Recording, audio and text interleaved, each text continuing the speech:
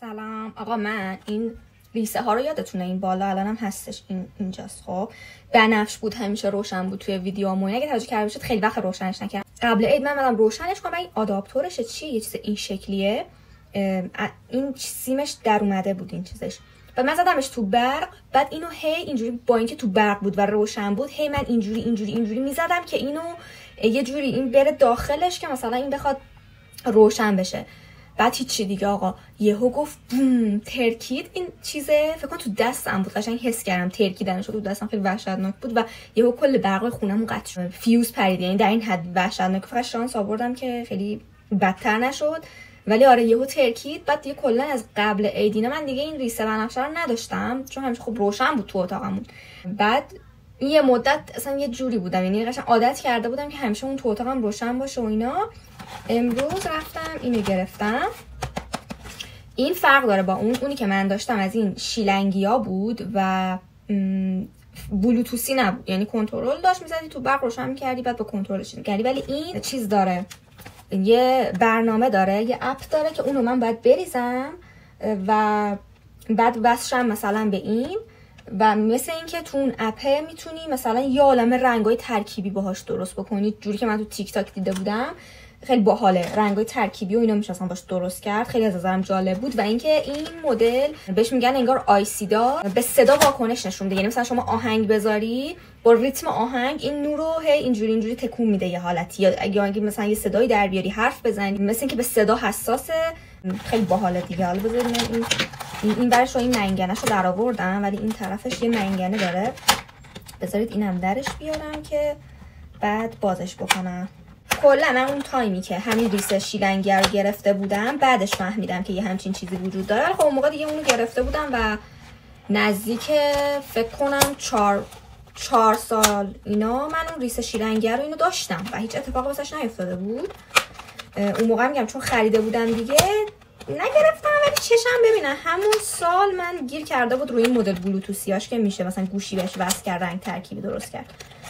چون دیدم خیلی باحال بود. چون مثلا این مدل چون معمولیه، رو کنترلش چند تا رنگ داره و همون رنگاست دیگه، مثلا رنگای مختلفی نمیشد باش درست کرد. ولی این با برنامهش میشه رنگ ترکیبی درست کرد. مثلا همین خیلی از نظرم باحال. حالا این یعنی باز شد این که اینجوریه. آها بعد یه فرقی که این داره با اون شیلنگیا، چسب نداشت پشتش و من مجبور شده بودم که داخل این میل پرده هستش، بابام از داخل اون رد کرده بود و اون قسمت اون بالا با یه چیزی نگهش داشته بود.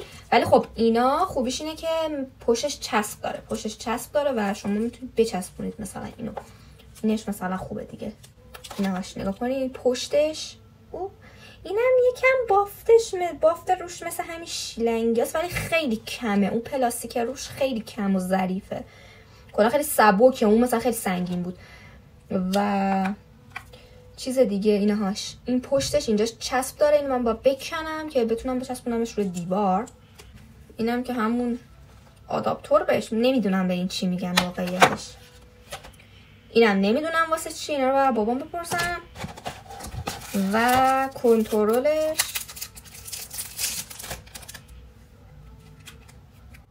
ایناش، کنترلش هم شبیه همون قبلی هست. یعنی شبیه که یه ذره روش چیزاش فرق داره واقعیتش، ولی ابعادش شبیه همونه.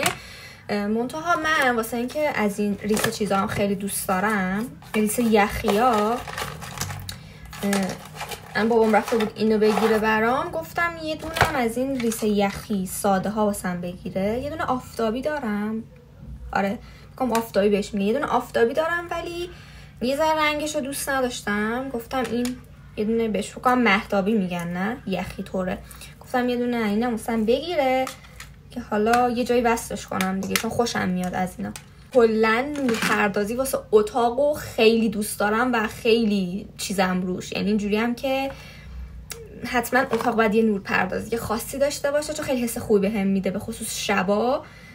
خیلی دوست ندارم مثلا این نور رو میبینید، دوست ندارم خیلی نور چراغ اینا روشن باشه. همش دوست دارم که یه نور ملایم چیز باشه. خب حالا بذارید من این روش با بارکد میگن، چی میگن بهش، یه چیز اینجاست، اینو فکر کنم اسکن کنم برنامهش میاد بالا، برنامه‌ای که باهاش میشه مثلا بس شد بهش. بذاری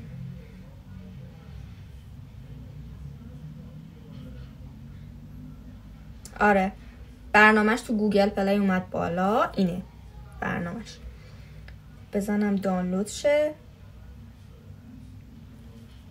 بعد بزنمش به برق ببینم چه جوری. فقط بذارید ببینم، بذارید اینو بزنم تو برق، این چون خطر نداره. این مثلا ریسه اینجوری یخی مهتابی فکر کنم بهش میگن، خیلی بهتره. میگم من آفتابی داشتم، خیلی یه جوریه، خیلی بیش از حد زرده و من از نور زرد خیلی بدم میاد.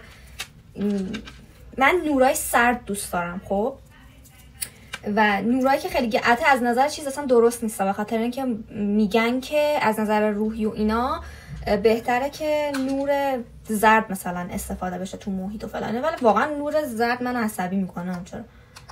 اینا مدلش فرق میکنه دیگه، این چیزاش میتونه این شکلی بشه، میتونه همینجوری روشن بمونه، مدلش اینجوریه.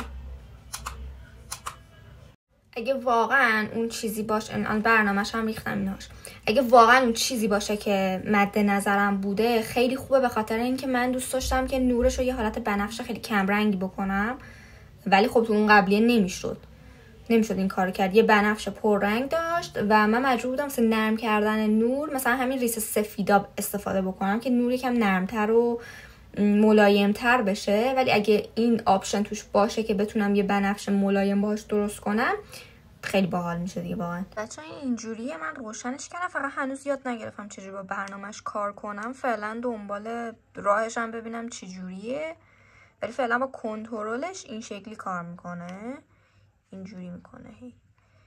ولی میگم هنوز نتونستم با برنامه‌اش کار کنم، یاد بگیرم چجوری باید وصلش کنم به برنامه.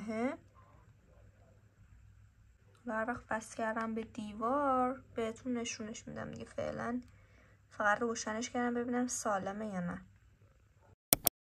این تینت آویشه، این رنگ شوکاش برای من بانی خیر شد بعد از چند سال که مثلا حالا یه مشکلی که داشتم، خیلی عجیبه شاید واسهتون.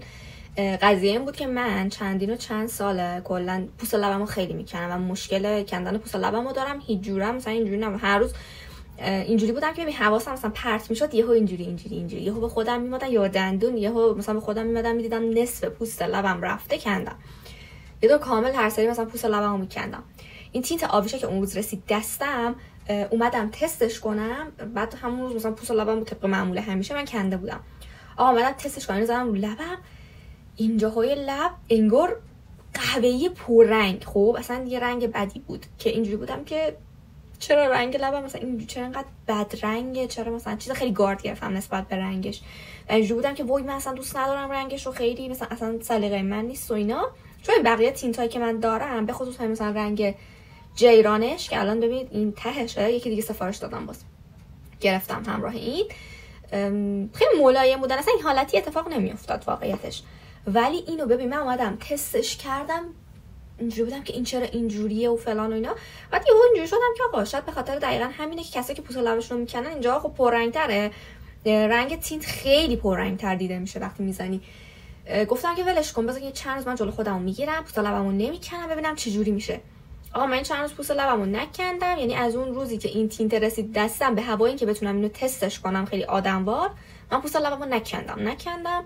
و امروز که تستش کردم نه اوکیه، مثلا اصلا اونقدر حالت وحشتناکی که فکر می‌کردم خیلی خورده بود تو ذوقمو نداشت. یه رنگ قهوه‌ای قرمز آجوری رنگه، بازم به نظرم رنگش خیلی سلیقه‌ایه، بستگی داره که این توناژ رنگو آدم دوست داشته باشه یا نه. من خودم رنگای گوگولی رو بیشتر مثلا دوست دارم، یه حالت ملایم گوگولی طور، ولی بد رنگ نیست اون چیزی که روز اول من حس کردم، ولی بازم به نظرم رنگش خیلی سلیقه‌ایه. بی ریسک ترین رنگش به نظرم میخوشه. حتی جیرانم چون توناژ نارنجی داره باز به نظرم سلیقه‌ایه، ولی من جیران همشون بیشتر دوست دارم. ولی میگم اگه یه نفر میخواد تازه مثلا یه دونه از تینتای آبیشه رو بگیره، فکر میکنم بی ریسک ترینش همین میخوش باشه، به خاطر اینکه یه رنگ آلوالویی رنگ خیلی اوکیه، یعنی نرماله، فکر نمیکنم کسی بدش بیاد از همچین رنگی، خیلی بی ریسکه. ولی میگم این جزو رنگاییه که خیلی سلیقه‌ای میتونه باشه، جزو پرفروشاش هم هستا، یعنی سلیقه خیلی‌ها هست، خیلی‌ها مثلا دوست دارن، ولی بستگی داره که چه توناژ میکاپی رو مثلا انجام بدید تو حالت عادی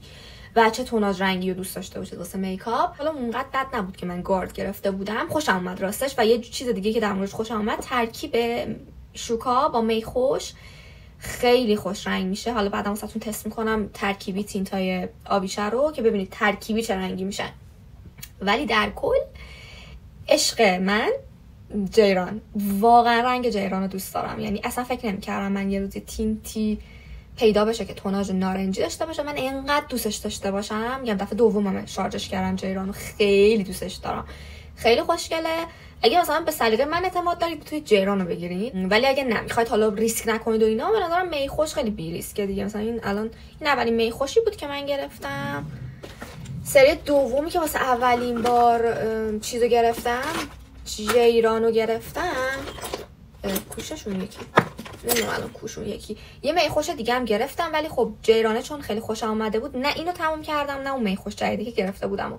یه چیز دیگه که این چند روزه گرفتم، حالا بعدا واسهتون اینم تستش میکنم. این چند وقته که داشتم میکاپ اینا مثلا میزدم، ویدیوهای میکاپ و ایوای پاره شد، ویدیوهای میکاپ اینا درست میکردم، گفتم حس میکنم که نیاز دارم به پرایمر پرایمر چشم واسه بیس زیر سایه ها.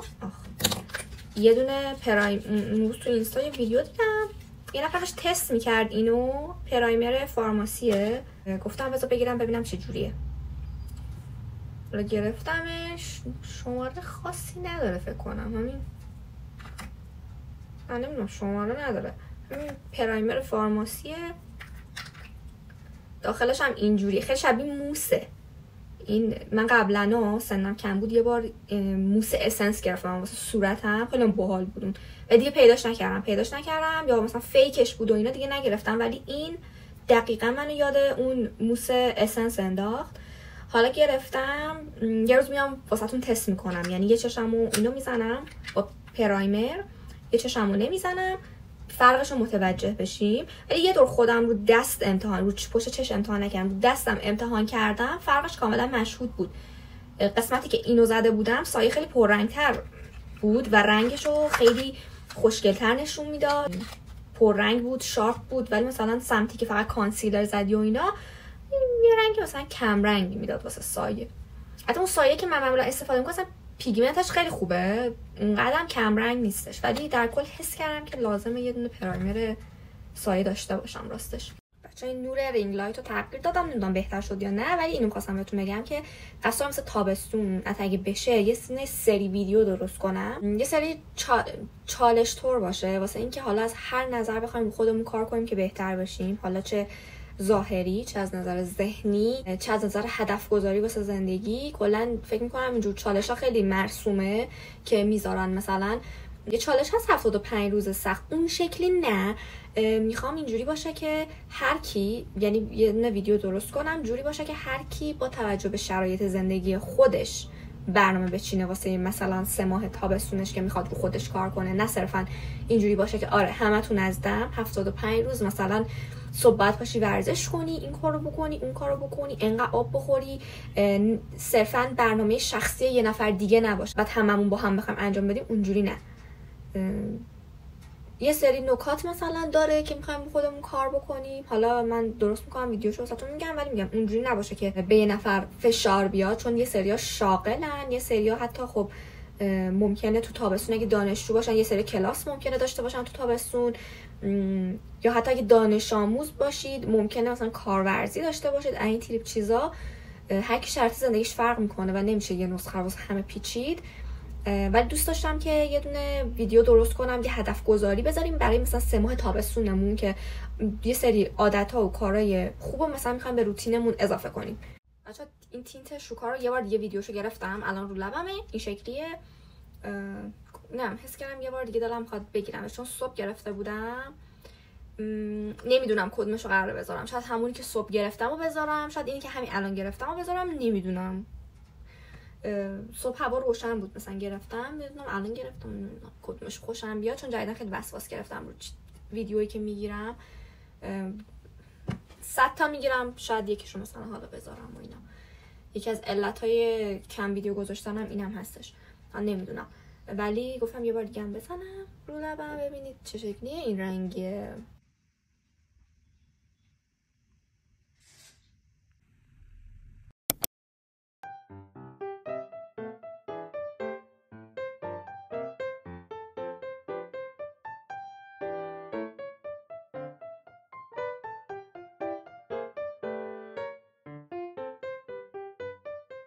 این برنامهش این شکلیه. نگاه کنید من اینو بچرخونم نور هی عوض میشه، از اینجا مثلا میشه نورهای مختلف درست کرد.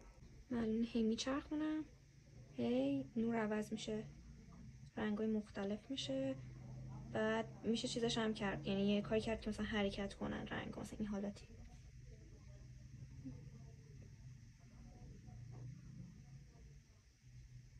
مدلای مختلف میشه دیگه. حالا